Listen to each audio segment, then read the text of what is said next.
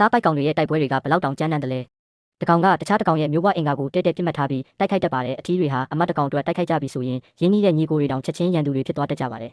တားပိုက်ကောင်လေးဟာအိတ်ထဲကနေသူ့ခေါင်းလေးကိုပထမဆုံးအကြိမ်ထုတ်ပြလိုက်ပါတယ်သူတွေ့လိုက်ရတာကတော့တိုက်ပွဲဝင်တော့မယ်သူ့ရဲ့ဖခင်ပါပဲအမတ်တကောင်ရုတ်တရက်ရောက်လာပါတယ်တားပိုက်ကောင်လေးရဲ့အဖေဟာချက်ချင်းပဲကနာမငြိမ်ဖြစ်လာပါတော့တယ်သူကကိုနေဟန်ထားကိုမတ်မှတ်ထားလိုက်တယ်သူ့ရဲ့ကြွသားတွေကိုပြသပြီးအမရဲ့အာယုံဆိုင်မှုကိုရဖို့ကြိုးစားပါတော့တယ်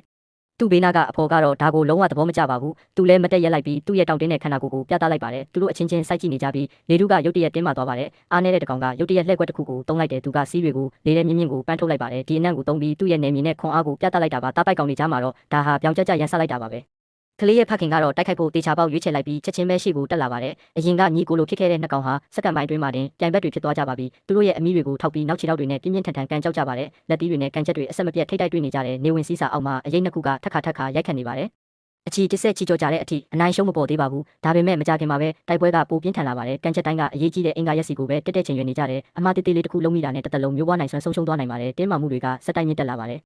ရုတ်တရက်ပဲကလေးရဲ့ဖခင်ဟာအစွမ်းကုန်ပောက်ကွဲထွက်လာပါတယ်သူကအပေါ်ကိုခုန်တက်လိုက်ပြီးအဆုံးဖြတ်ပေးမဲ့ကန်ချက်တစ်ချက်ကိုကန်ထည့်လိုက်ပါတယ်ဒီကန်ချက်ကပြိုင်ဘက်ကိုကွက်တိထိသွားပါတယ်ပြိုင်ဘက်ကချက်ချင်းပဲချက်တည်သွားပြီးသူ့ရဲ့တိုက်ခိုက်လူစိတ်တွေအားလုံးပျောက်ဆုံးသွားပါတော့တယ်သူဟာရှက်ရှက်နဲ့နောက်ဆုတ်သွားရုံကလွယ်ပြီးဘာမှမတက်နိုင်တော့ပါဘူး